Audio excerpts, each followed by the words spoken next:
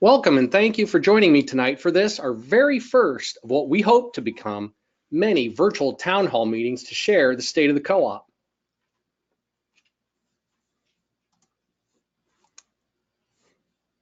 And of course, my computer is not responding here. Here we go. All right.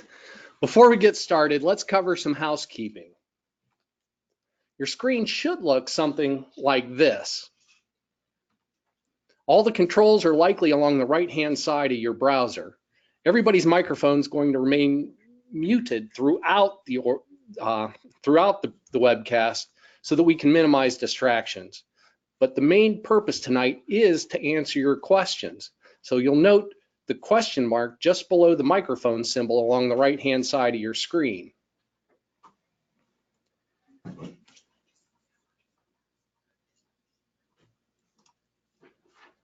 Click it and the question panel is going to expand. Position your cursor where it shows Ask the Staff a Question and type out your question, then click on the Send button. You'll see your question appear toward the top of your screen in that question panel. Now, I'm going to do my absolute best to respond to just about as many questions as I can during the time allotted. If we run out of time, and out of respect for everybody, I really want to end the webcast no later than a minute or two past our scheduled time. If we do need to follow up with more information, we'll either get back to you individually or we'll add responses to the end of the recording if your questions pertain to most members. Of course, we could do both, whatever's appropriate. Now, you'll see a maximize button in the lower corner, right corner of your screen. When you click it, your browser is going to switch into full screen mode, and don't be surprised if your browser pops up with an alert message letting you know that you are in full screen mode. Clicking that same button again will restore your browser to its normal state. Now finally, clicking the X in the upper right, far right corner collapses that question panel and returns your browser to fully display the webcast content.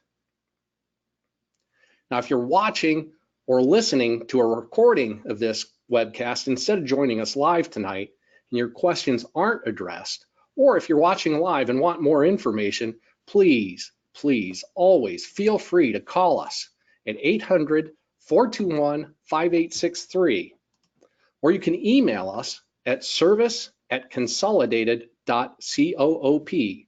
Our service specialist will either answer your questions or find somebody to get back to you. You know, they're very knowledgeable and eager to help, but no one person knows everything.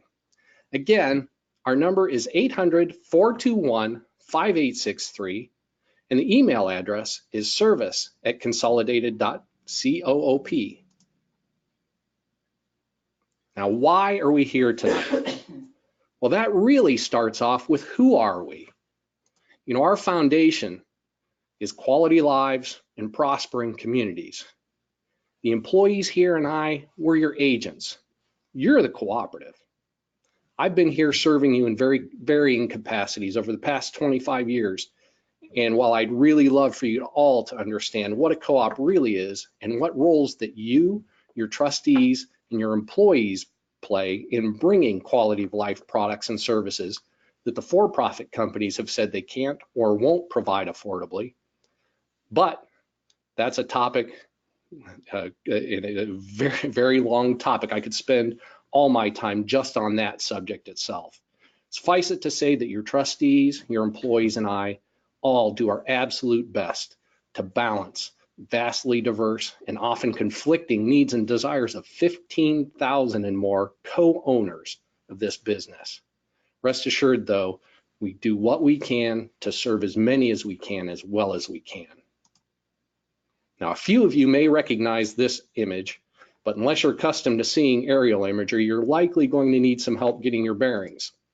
What you're seeing is the general area that Consolidated provides services. And as I put this display together, I realize we're bounded largely by the M's. We have Marysville, Marion, Mount Gilead, Mansfield, and Mount Vernon, rounding off with Delaware and Columbus. Now we're going to leave these dots on the screen so you can see them as a reference. Now the co-op's 2 offices are located just outside of Mount Gilead and Delaware, but that's not the co-op. You're the co-op. If you have an electric meter within this shaded area, you own this business. You built it, or at least you're maintaining and growing it. And here's a representation of the people that you have getting your work done. Many of these people are co-owners with you. They're your neighbors. Their taxes help fund your governments and schools. Their kids are your kids' friends and classmates. They patronize your businesses and your employers. You know, I said earlier, we're not a business selling a product to you.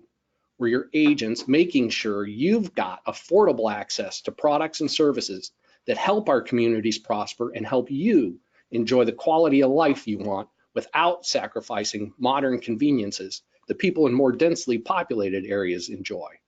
That's why through it all, we're not the least bit interested in earning profits.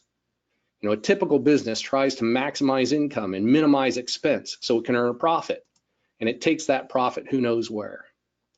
But when our revenues exceed our expenses in a particular year, that difference, and we call those differences margins, that difference is given back to you in proportion to how much your purchases contributed.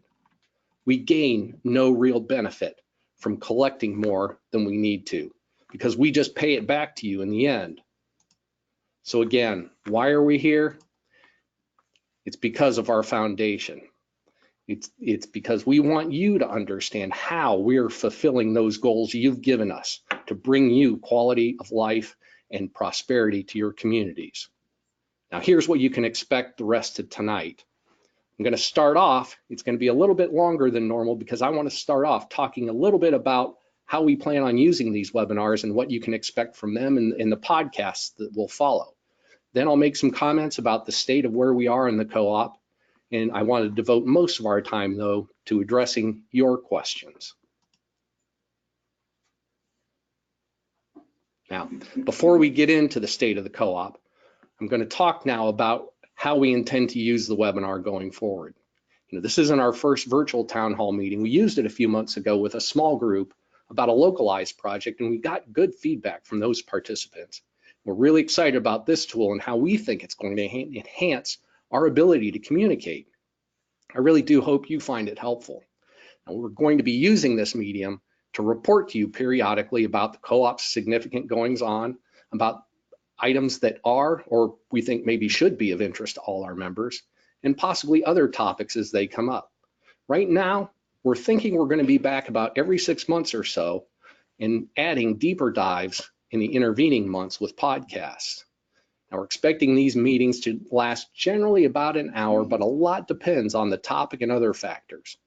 If you're not able to join us live, you'll still be able to watch recordings of the meetings on our website, www.consolidated.coop. Now, as we go along, please share with us your thoughts about these meetings, about their content, and about topics you might want to hear about.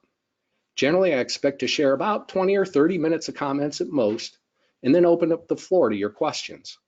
Now, the technology allows us to keep records of the questions you ask, so we can follow up if more details needed or if we run out of time. And as we all, and by all I mean you, the members, and we, your employees, learn about these meetings and how to best make use of them, we're likely going to be adapting their content, their format, and perhaps even their frequency. Overall, our goal is simply to make sure you get all the straight scoop about the issues that you need so that you can be involved, engaged, and informed owners of this company that you and your neighbors created to bring yourselves and each other products and services that you need to get them safely, get them reliably, and get them affordably. I'll pause for a second and check to see if there are any questions I need to address right now. I've got some good questions here, not pertaining to the webinar. The first is related to what's called House Bill 6. You may have heard about it, spoken about the nuclear bailout. And the short answer to that is thankfully no. Electric co-op members will not be seeing additions to their rates to cover that fund. We can go into more detail later, but the short answer, no, you shouldn't expect to see. And actually, in all honesty, that does help out your wholesale power costs because the companies that own those nuclear plants are part owners of some other plants that we're part owners of. And so that bill actually reduces the risk of our having to make up for those other companies not being able to pay their fair share of those costs. And the next question, does Consolidated respond to 811 calls? And absolutely we do. No organization does this perfectly, but we have a very, very high record. The law requires a 2-day response time, and with very, very few exceptions, we're there when we need to be. And if we're not going to be there in time, we are very conscientious about contacting the people involved to make sure that that's not going to cause a problem. And I got another question about their screen. I don't know what the situation is there. What I'm showing is a slide with an orange slide with your questions. If you're not seeing that, I'm not probably going to be able to help out with that. All right. With all that taken care of for now, let's move on to, let's hopefully move on. Here we go. Finally, the state of the co-op. You know, Franklin Roosevelt signed the Rural Electrification Act in 1936, and that's what provided affordable federal financing that enabled us and our sister co-ops to bring the vital service of electric power to rural America when the for-profit utilities couldn't or wouldn't serve us affordably. It's fitting then that I'm going to borrow from his very first fireside chat that he delivered March 12, 1933. And he said, I want to tell you what's been done, why it was done, and what the next steps are going to be. I think it's appropriate that he was addressing a temporary halt in business. He was addressing a halt in banking, much more serious than what we're talking about. But I digress. As you undoubtedly know, Consolidated provides 3 essential kinds of services. First is electric power. The second is internet and data connectivity. And the third is natural and propane gas. I'm going to kick off tonight talking about our first love, electric power. Over the last 83 years or so, Consolidated has grown to serving more than 15,000 members, and we're approaching 18,000 accounts. Of those 18,000 accounts, about 15,000 are residential accounts. And we started 2019 with something that we never really want to do. We raised your rates. It was a first rate increase, though, since 2014. Even with that increase, I'd really like you to recognize that your electric power is increasingly affordable, and you are paying less comparatively than you are for most of the other products and services that you buy. Now, 2018 is the latest data available from the U.S. Department of Labor and Statistics, but it shows that in 2018, the Consumer Price Index increased almost 10% over the 2012 value. Now, CPI, Consumer Price Index, is commonly cited as the basis for what's referred to as cost of living. It's an indicator of what you're paying for your other products and services. 2019 shows no sign of slowing down. If it continues recent trends, it's likely to be in the 11 to 12% range or even more. Now, the heights of these bars show how much the average price you have actually paid for each kilowatt hour. That's the unit that we and almost all utilities, electric utilities, use to measure the energy that we deliver. And that's based upon the revenue that we collect in a year divided by the total kilowatt hours that we deliver in that same year. Now, the variations you see year to year arise because of economies of scale. Milder weather drives lower total deliveries for us, and that drives up the average per unit cost. You can see, though, that in 2018, you paid an average price only 6% higher than what you paid in 2012, compared to you were paying at that same time 10% higher for just about everything else. And if 2019 ends up with anywhere near normal usage patterns, because we are very largely affected by weather, your rates are likely only going to end up about 9% higher than they were in 2012, compared to whatever the CPI turns out to be, if that's 11, 12% or what. Now, it's not a one-to-one correlation, but that CPI is also a pretty good indicator of the costs that we're having to pay for the materials and equipment that we use to provide the service. And that's risen faster than we've increased your rates. It's a testament to the outstanding team of employees you have and the efforts they've undertaken to always improve how we do things. Now, you'll see in those bars, parts of them are green. Those green bars represent two factors related to our vegetation management program. First of all, it was about that time frame that the emerald ash borer infested our system and killed just about every ash tree in the region. And those dead ash trees pose very serious reliability and safety risks that we had to mitigate. At the same time, we recognized that we really needed to invest heavily in vegetation management to get us on a 4-year cycle in order to save costs in the long run. Studies show that $1 that you spend this year instead of next year in vegetation saves 20% the first year and up to 176% by the 3rd year. So those two factors are combined in those green bars, and the good news is this year that program is coming to an end, and those projections you see in that last bar for 2019 do reflect that our costs in 2019 are going to be significantly less than they have been in the past few years, and 2020 is very, very likely to be almost nothing for that.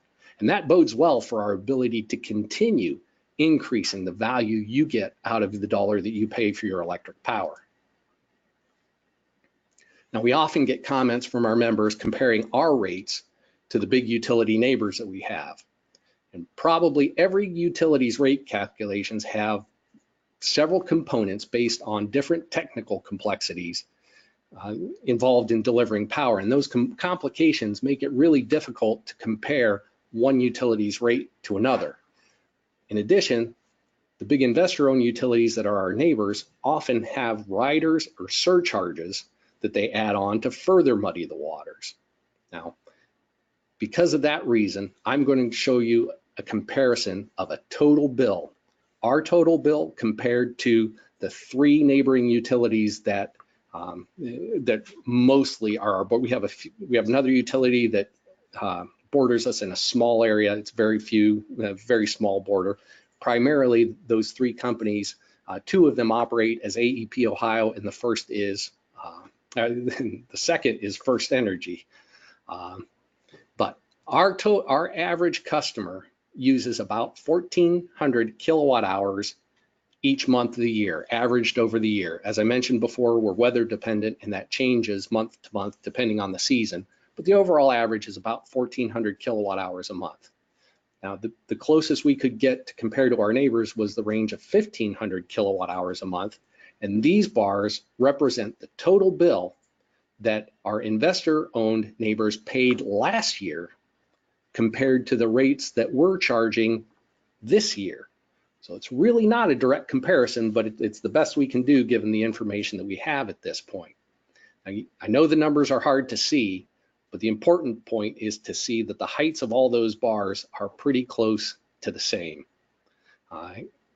In fact, it shows that our rates fall within a range of 5% more expensive to 4% less expensive than our neighboring utilities. And that's, I think, a fair comparison. It's a good comparison. And again, given that we're serving an area that's much more expensive to serve, most of our members live out in the country. We're not selling a product. What we're doing is we're delivering, and delivering out to fewer customers in a bigger area generally means costs are going to be higher. We serve an average of about 8 customers for every mile of line that we have to build to serve those customers.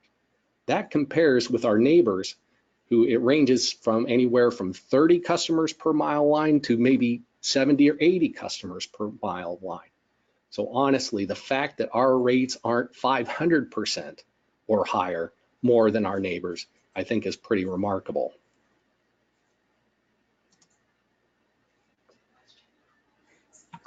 Okay. I just got noticed there's a question here about rates. Do the rate comparisons with AEP and FirstEnergy include generation and transmission? If so, what generation choices were picked? Okay, these rate comparisons, our neighboring utilities can do have competitive generation suppliers. Those rates reflect that utility's standard service offering, which is basically if the customer uses the default generation of that utility. Now, probably the most noticeable improvement you've seen over the years has been in the reliability of your electric service. Now, electric utilities most commonly measure reliability in a unit that's the number of minutes that each customer has been out of power over the preceding year. And we abbreviate that unit to call them just minutes, with the understanding that per customer over the past year always tags along. Now, in 2006, when we first completely computerized our outage information, we reported that your power was out on average about 143 minutes in that year. Now, these numbers do exclude major storms and supplier outages, in other words, our transmission providers, because we do rely on third parties to deliver the power to our areas. We can't control their outages. We also, major storms, pretty much all bets are off. So in essence, these numbers represent the outages that we have some level of control over. And again, 2006, you had about 143 minutes of outage. And last year, that number was cut to less than half, 71 minutes, okay? Again, yes, we did increase your rates in 2019, but again, too, your costs for electricity aren't rising as fast as your costs for the other goods and services you buy, and you're getting a much more reliable product for that lower cost. I think that's a pretty good deal. Now, again, from my admittedly biased perspective, I see that as a phenomenal performance. We're providing a service that's more reliable for less of your purchasing power, despite the fact that you're more challenging and expensive to deliver that power to. Now, stepping back from the details, so far this year, 2019, the electric power business is performing well. We remain pretty firmly dependent upon weather extremes, so a mild early winter could degrade our position a bit, but we do typically plan a little bit pessimistically in order to be able to handle reasonable variations in weather. Now, what could trip us up? As with any business, growth is critical to our continued strength. But you're really fortunate that your cooperative has long recognized that our growth depends on the people in our communities being able to get the quality of a life comparable to the people in more densely populated areas. That's the reason we brought satellite TV services back in the 1980s, dial-up internet, wireless broadband, and DSL in the 1990s to the early 2000s, and then natural gas and propane services in that same time frame.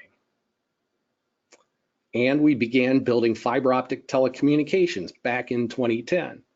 Now, our hope with those fiber optics, I'm going to call it fiber from now on, was threefold.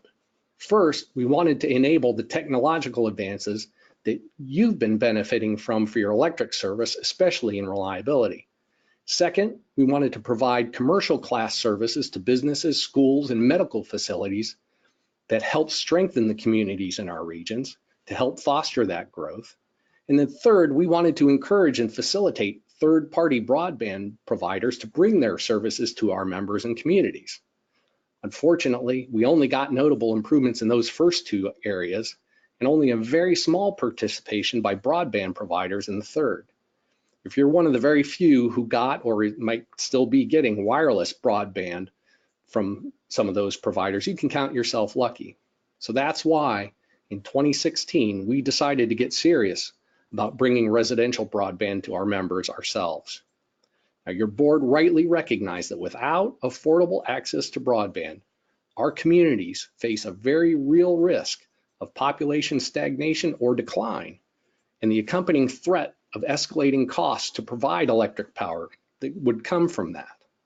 We spent considerable time compiling our experience in building fiber and putting together a reasonable expectation of not losing money. After all, we're not for profit, by making fiber available to all of our members in a very short timeline. It took 80 years for us to build out the electric lines, and we were planning on only 4 years to get fiber to everybody.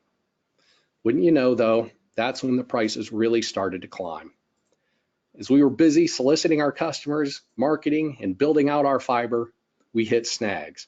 As you all, I'm sure, know, late last year, we had to call a timeout. And that's what it was. It's a pause. It's not a stop. We have not quit on our efforts to bring broadband to our members. Now, our plans for bringing broadband relied on low-cost financing through the U.S. Department of Agriculture. That's the same program that FDR put into play in 1936 for electric. Those loans, though, only reimburse us after we build.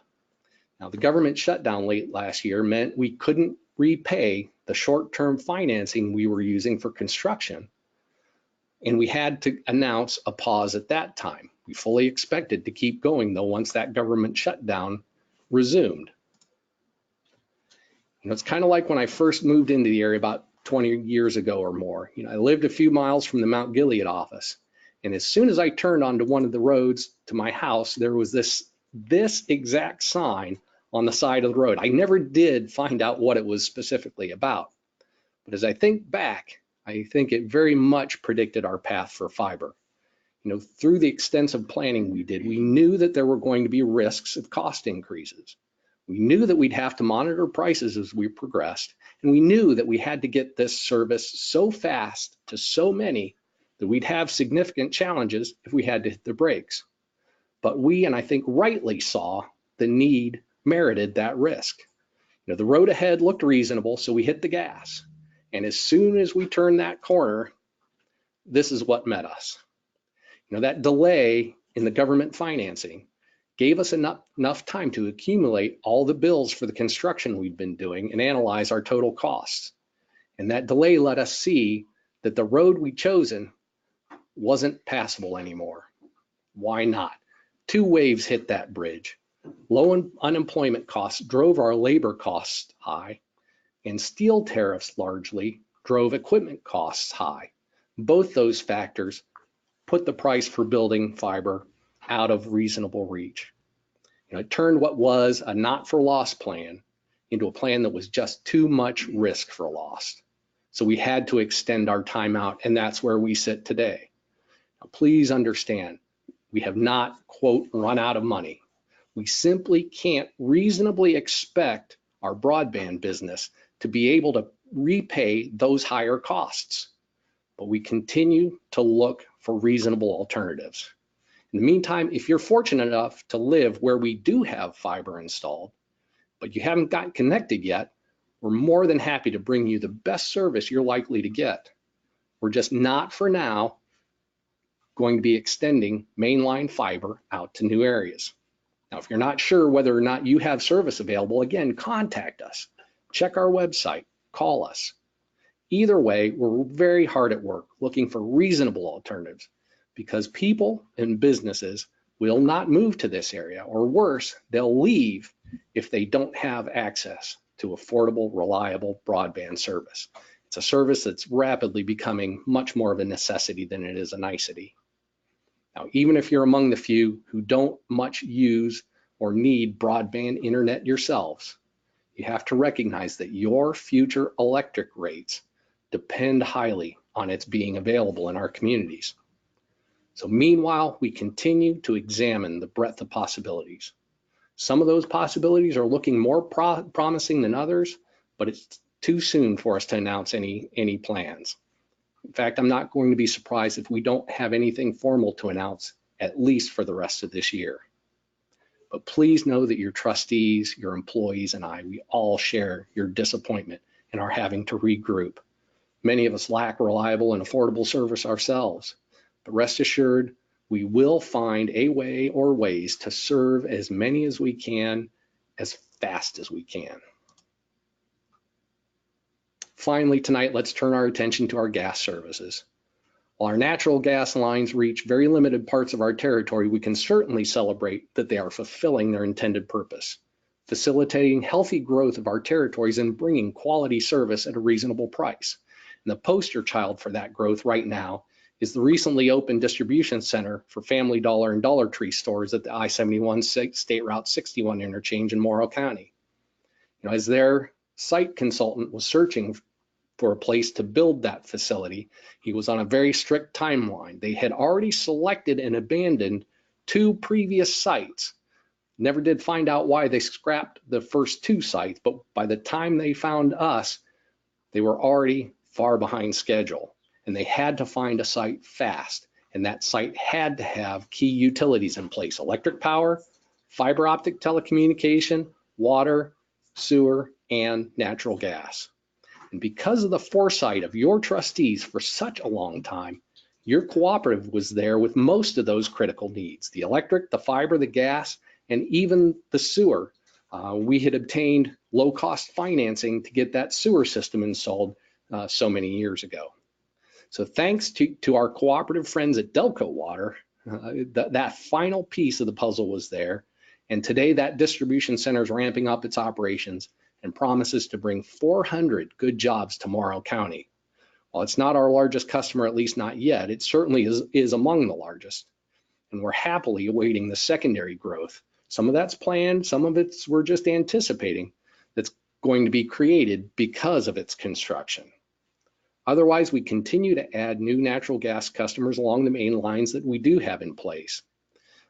We have, over the last several years, been extending those natural gas lines where we can, but like with fiber, we're having to temporarily halt building new main lines of the natural gas. With the uncertainty we have surrounding our broadband efforts, we just can't justify tying up our financing resources for natural gas projects that would benefit relatively few of our members when we may need those resources to bring broadband to a much larger number of our members that need that service. So as we work out our broadband solutions, it's likely we're going to continue very moderate growth in our natural gas system. On the propane half of the gas business, we continue to grow there too.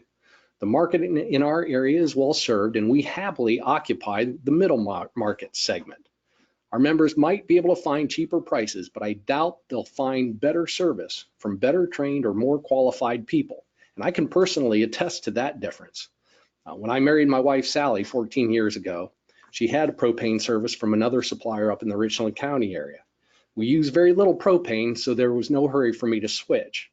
But when I did switch, I found out that the propane company we had used had set the tanks against code, had installed the regulators against code, and I'm very lucky we didn't have a fire at my house, or I'd have likely had my insurance claims denied and had to try to fight the propane company to get my costs recovered.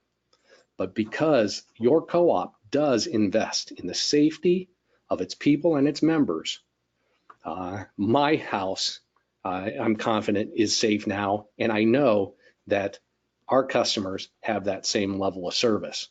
We know for a fact that we've had customers turn down service from us because we will not install our facilities against code or unsafely. Now, as is often the case with propane, we get what we pay for. And as a side benefit, I really had a ball digging and sweating alongside Jack, Chris, and Forrest while we ran those lines for my new propane tanks. So wrapping up my prepared comments, I'd like to encourage you to visit us at www.consolidated.coop. Earlier this year, we gave the site a facelift, and we're hoping you'll find the information there presented in a clearer and more streamlined manner. We're going to post a recording of this meeting there very soon, and we'll be following up with Consolidated Connections, a monthly podcast to help keep you up to date and fill you in about our services and other happenings around the co-op. Now, you'll be able to hear it through our website or through your favorite podcast player. As a final reminder, we plan to come back with another State of the Co-op message to you in about 6 months. So look for us in the first quarter of 2020, probably February. We'll be sure to get word out about it. In our remaining time now, though, I want to respond to questions that you've submitted. And remember, if you're listening to a rebroadcast of this meeting, or the podcast version, you can always call us with questions that we don't cover tonight. And that number is 800-421-5863. Service specialists are happy to help and we'll get you the information that you need. Now, I'm going to address any questions that we haven't answered. I'll need to sort them here and we'll take a look.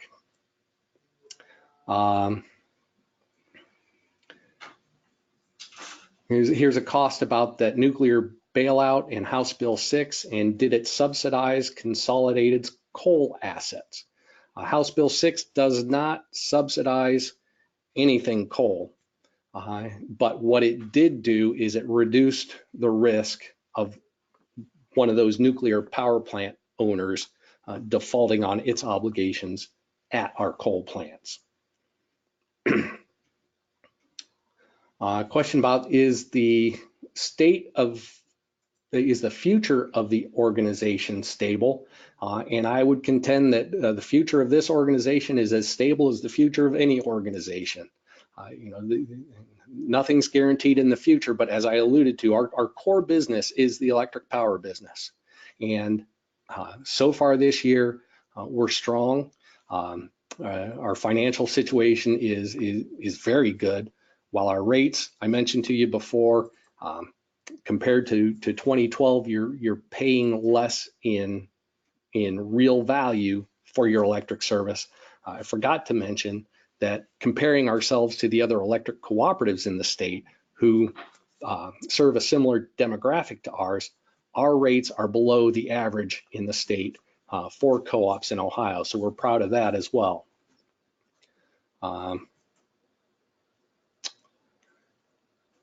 Here's a question about if the company has a lot of debt, and I guess that all depends on a definition of a lot. I can compare our debt level with co-ops like us, and we are well within the reasonable expectations for an electric distribution cooperative as far as its debt to equity ratio. Now, because of the fiber and some of the other things, we're a little bit more leveraged. But that shouldn't be any concern. Again, our finances are strong and our lenders are confident with us as well. Another question of how many customers are currently hooked up to fiber. And I think that number is right around 800. I'm going to look for some heads nodding here next to me to see if I'm correct with that. We expect that number to top 900 by the time we get all the customers who are along our existing main lines hooked up. And the next question, are my electric rates subsidizing the folks that did get fiber? And the answer is no, they're not. Right now, our concern with the fiber, again, because we're using an appropriate combination of financing and cash, we're positioning that fiber business to be able to fully support the debt that we've taken on. Now, as I also alluded to earlier, the electric company is using some of the fiber that's been built as well for our technical systems, for our meter reading systems and the like. So there is a portion that is rightly allocated to the electric customers, but it's because the electric customers are using those facilities.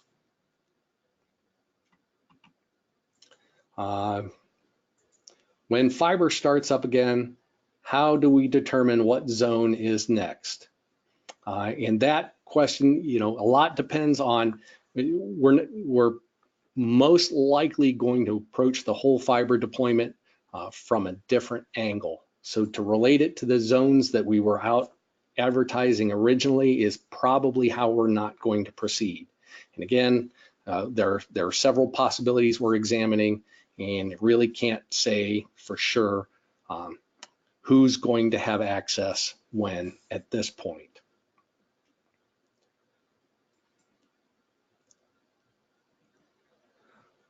Here's another question about the 800 or 900 fiber customers being a small number compared to the investment.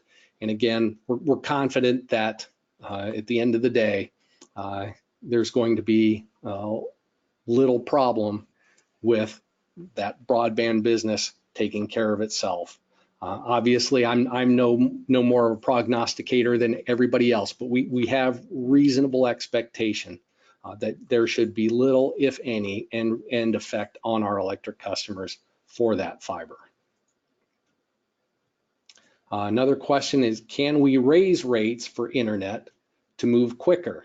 And that is one of the questions that we're wrestling with, is what is the appropriate risk to the electric members if broadband isn't available? And again, that's a really tough question we've been wrestling with. There could be, and it may make sense for us to make a small investment now from the electric members in order to help minimize future cost of electric. But that's another tricky question. But that is a possibility that we do have to look at. I have another comment. We'd pay more. We're hearing that. We're hearing that from a lot of people. And again, it is a serious consideration, but it's really too early to say whether or not that's going to need to come into play. I have a comment here that I mentioned tariffs, and it sounds political. Does Consolidated contribute to any political action committees or campaigns? Consolidated as an organization does not contribute to political campaigns or political action committees. I myself do. The availability is open to our employees, and if you go on our website, you also find ACRE's ACRE, Action Committee for Rural Electrification, has a co-op owners for political action, to which our members can also participate. And that's a topic for another time I don't want to dive too deeply into, but it is a critical piece in this whole broadband puzzle, particularly if we can convince our Ohio legislature to make funds available to rural Ohioans. It's going to make a huge difference for the future economy of Ohio. I probably have another 2-hour discussion I can have on that topic, but that's one way that all of our members can help, is getting their voices out, and you'll hear more as we conclude tonight's meeting. Question here, if I cancel the magazine, can I save money on my electric rate? And the answer is actually not really. First of all, the cost of that magazine is negligible on a per member basis, and it's kind of it's a economies of scale kind of thing. As a cooperative, we do have to publish communications. That's a legal requirement, and that magazine is the most cost-effective way that we have to fulfill those requirements for communicating with our members. Mentioned that the electric rates are tied to the development or existence of fiber. Can I explain that further? Absolutely. It's a numbers game. You know, we have costs that are fixed. You know, we have to pay for the electric lines. We have to pay for meters. We have to pay to have people answer phones. We have to pay line mechanics to put the lines up after a storm. If we have fewer customers over whom to spread those costs, the average cost per customer is going to rise. It's a situation that, particularly through the recession starting in 2008, many co-ops across the country and several in Ohio were facing, is that declining population coupled with costs. You know, I showed that CPI graph earlier in the presentation. Our costs continue to rise, and if we have fewer customers over whom to spread those costs, your average rate is going to go up significantly. The best way that we can keep our average cost down is through growth, and that's why broadband, access to broadband, is so critical to your future electric rates. We mentioned financing again. What's our debt to asset ratio, and I'm going to defer that to the asker to say, come in, we can share the details of our financing with you. Let's see. I'm asking if I'm sure that House Bill 6 did not subsidize coal. I'm not an expert on House Bill 6, but my understanding is that the House Bill 6, that's the colloquially known as the nuclear bailout, establishes a clean air fund for which only sources of generation that don't emit carbon dioxide and other air pollutants will be eligible. There may be details that I'm not familiar with, but that's my understanding, is that nuclear and other renewable sources will qualify for the fund that's created by the House Bill 6. Let's see. Does money from my rates go into political activities? And the answer to that is no. The Political Action Committee, that's on a per employee basis. The Action Committee for Rural Electrification, the co-op owners for political action, that's on a member basis.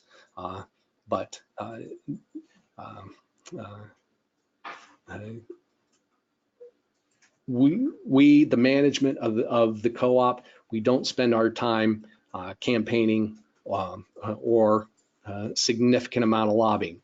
I do, though, once a year travel with the other co-ops from around the country to Washington, D.C. to advocate for issues that are important to electric co-ops in Ohio and across the country. So we do participate in the political process, but the cost for that per member is not noticeable. Let's see. It says there's more natural gas production in Ohio and Pennsylvania than in Saudi Arabia and pipelines. Will consolidated gas be expanding? Yes, it's that issue of natural gas availability. My understanding, and again, I'm no expert in this arena, but my understanding is that the United States has been severely disrupting the natural gas supply globally. And the technological advances that we're so proud of in this country have opened up resources that, when I was growing up as a kid in school in the 1970s, it was the whole gas shortage thing, and oh my gosh, the world's going to run out of energy in the next 10 years. And what they didn't count on was the technological advances that have opened up just vast treasures of that resource. But our focus is not the supply side. We're customers of the supply side, and we're benefiting from that resources. But our purpose is to take those natural gas sources and get them out to the members who are attached to our system. So no, we will not be participating, at least, again, I can't predict accurately the future. There may come a time when you, the members, decide that it does make sense for us to get into that business. Right now, I'm not advocating it by any stretch. I'm just saying that's always a possibility. I'm not saying it's a probability, but the likelihood of our participating in the natural gas supply side of things is pretty small. We do have a neighboring co-op to our east, who does have a very large gas system, and they've been actually getting out of the gas supply side of things and focusing just on distribution. So I think for a long, long time, that's where we're going to stay. Is Consolidated prepared with electric, gas, and fiber at 95 and 71, like they had the foresight for 61 and 71? Absolutely we are. When we built our natural gas system back in the late 90s, those were our two primary targets because those were the two locations where the natural gas was likely to have the biggest demand from the economic development standpoint. We have fiber there serving those existing customers. As a fact, Lubrication Specialties Inc., LSI, is a poster child for our efforts into the fiber communications side of things. Got the 15,000 square foot facility, relatively new there at State Route 95 and I-71, and his business is largely dependent on the internet. So those utilities being at those two interchanges have been critical to our economic development and our system's growth.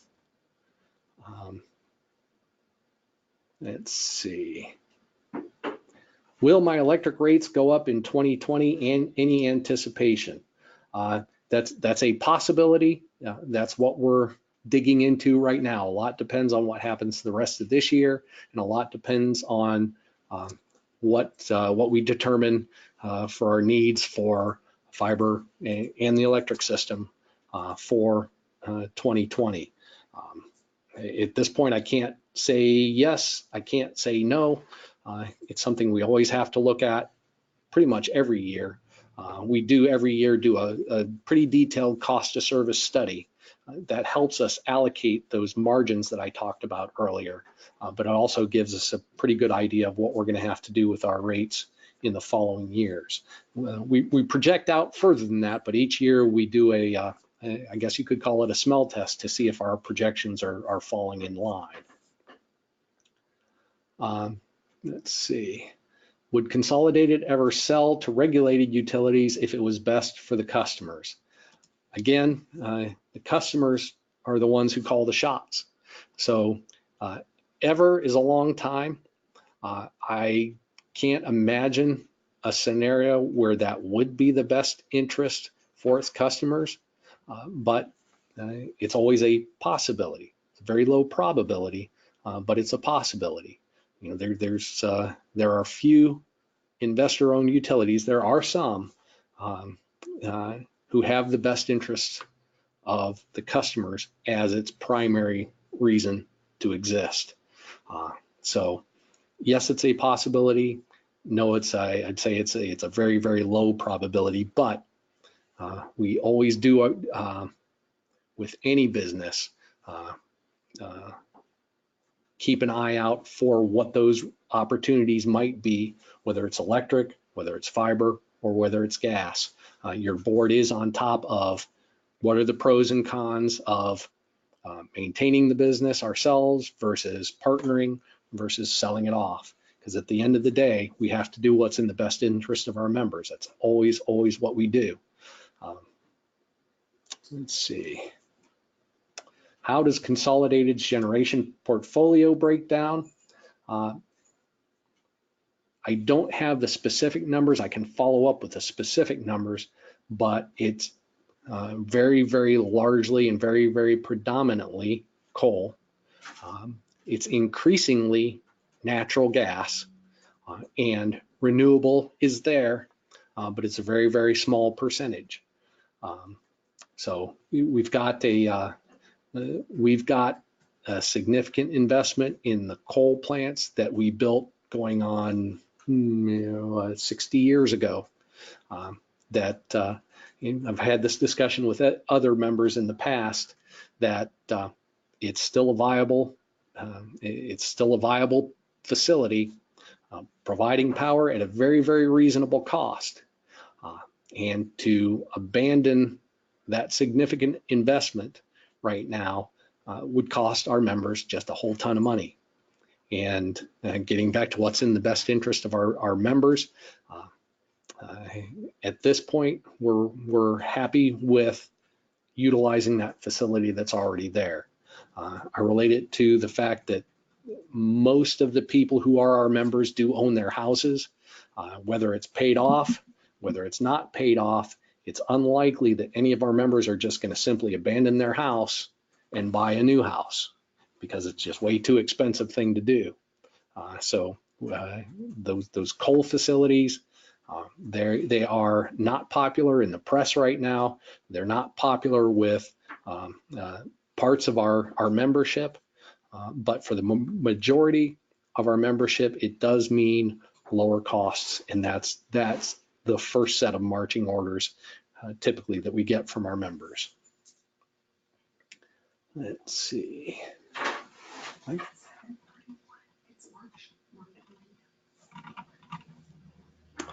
I'm checking through the list here to make sure I've got everything, and I think that's about it for the questions, which is pretty good timing. So I'm going to conclude tonight with saying, what does the future hold? And my answer to that is that largely depends on you. And as one of you was kind enough to lead into for me, we've got the Action Committee for Rural Electrification and the Co-op Owners for Political Action. That's it's a highly effective organization.